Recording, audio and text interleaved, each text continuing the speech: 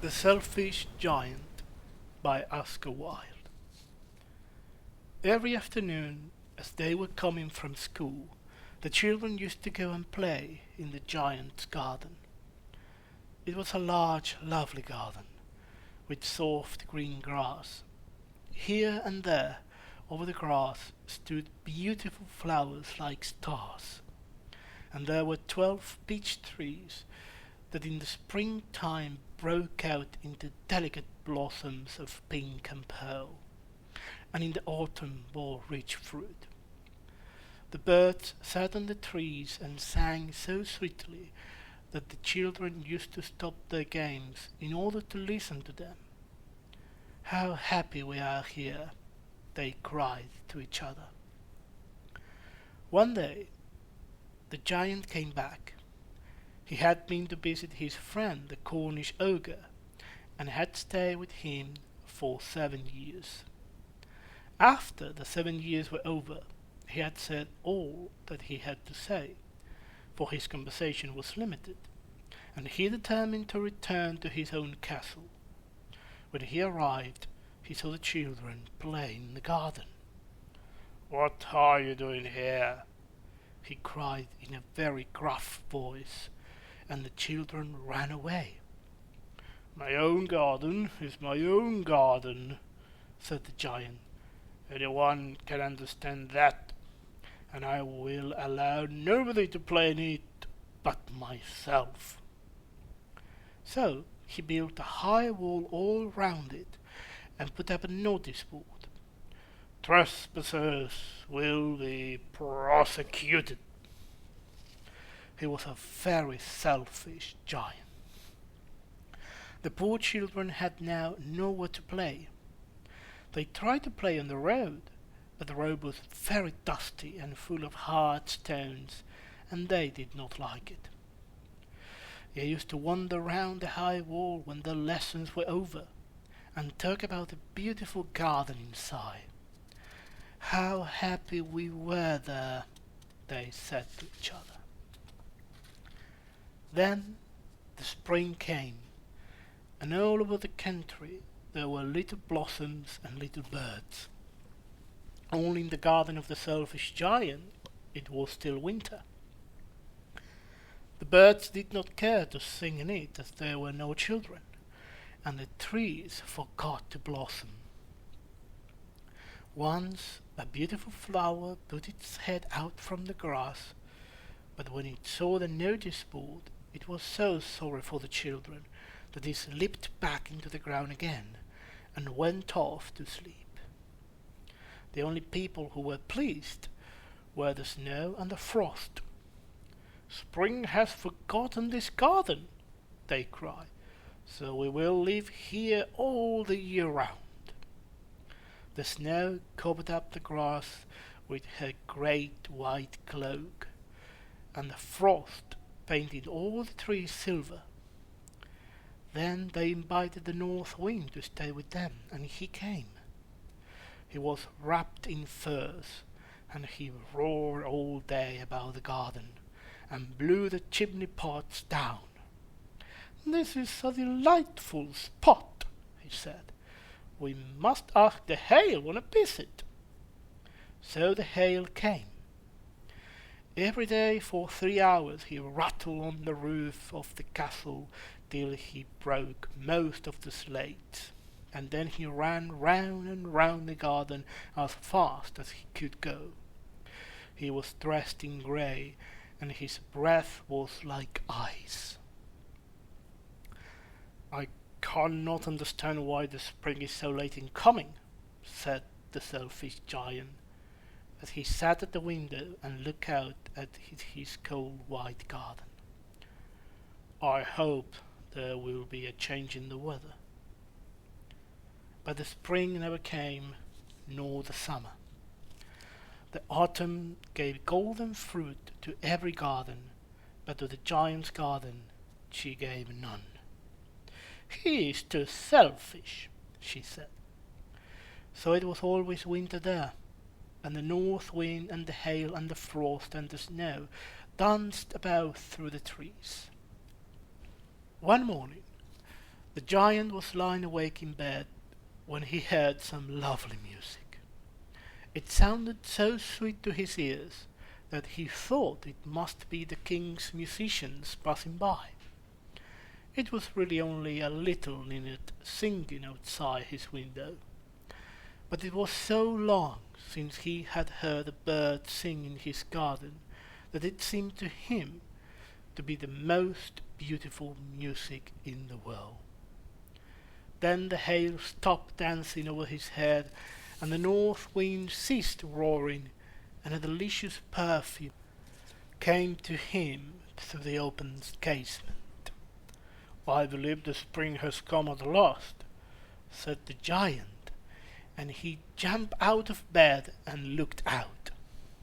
What did he see? He saw a most wonderful sight. Through a little hole in the wall, the children had crept in, and they were sitting in the branches of the trees. In every tree that he could see there was a little child, and the trees were so glad to have the children back again that they had covered themselves with blossoms, and were waving their arms gently above the children's heads. The birds were flying about and twittering with delight, and the flowers were looking up through the green grass and laughing. It was a lovely scene. Only in one corner it was still winter. It was the farthest corner of the garden, and in it was standing a little boy.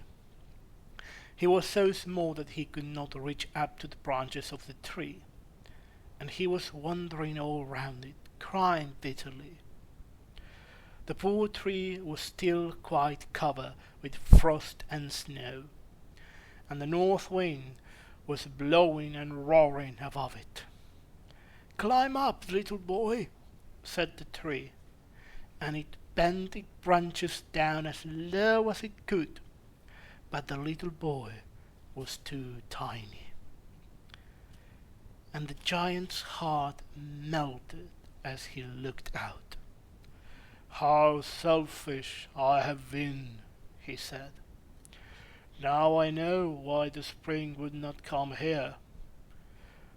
I will put that poor little boy on the top of the tree, and then I will knock down the wall, and my garden shall be the children's playground forever and ever." He was really very sorry for what he had done. So he crept downstairs and opened the front door quite softly and went out into the garden. But when the children saw him, they were so frightened that they all ran away, and the garden became winter again. Only the little boy did not run, for his eye was so full of tears that he did not see the giant coming. And the giant stole up behind him and took him gently in his hand and put him up into the tree. And the tree broke at once into blossom, and the birds came and sang on it, and the little boy stretched out his two arms and flung them round the giant's neck and kissed him. And the other children, when they saw that the giant was not wicked any longer, came running back, and with them came the spring. "It is your garden now, little children," said the giant, and he took a great axe and knocked down the wall.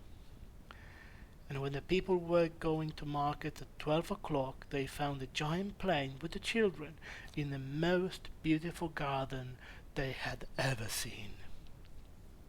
All day long they played, and in the evening they came to the giant to bid him goodbye. "But where is your little companion?" he said. "The boy I put into the tree." The giant loved him the best because he had kissed him. "We don't know," answered the children. "He has gone away."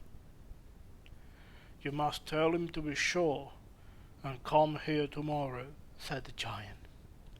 But the children said that they did not know where he lived, and had never seen him before, and the giant felt very sad. Every afternoon, when school was over, the children came and played with the giant, but the little boy whom the giant loved was never seen again. The giant was very kind to all the children, yet he longed for his first little friend and often spoke of him. "How I would like to see him," he used to say. Years went over, and the giant grew very old and feeble. He could not play about any more, so he sat in a huge armchair and watched the children at their games and admired his garden. "I have many beautiful flowers," he said, "but the children are the most beautiful flowers of all." One winter morning he looked out of his window as he was dressing. He did not hate the winter now, for he knew that it was merely the spring asleep, and that the flowers were resting. Suddenly he rubbed his eyes in wonder and looked and looked. It certainly was a marvelous sight. In the farthest corner of the garden was a tree quite covered with lovely white blossoms. Its branches were all golden, and silver fruit hung down from them, and underneath it stood the little boy he had loved. Downstairs ran the giant in great joy, and out into the garden. He hastened across the grass and came near to the child, and when he came quite close his face grew red with anger, and he said, "Who hath dared to wound thee?" For on the palms of the child's hands were the prints of 2 nails, and the prints of 2 nails were on the little feet. "Who hath dared to wound thee?" cried the giant. "Tell me, that I might take my big sword and slay him." "Nay," answered the child, "but these are the wounds of love." "Who art thou?" said the giant, and a strange awe fell on him, and he knelt before the little child. And the child smiled on the giant and said to him, "You let me play once in your garden. Today you shall come with me to my garden, which is paradise." And when the children ran in that afternoon, they found the giant lying dead under the tree, all covered with white blossoms.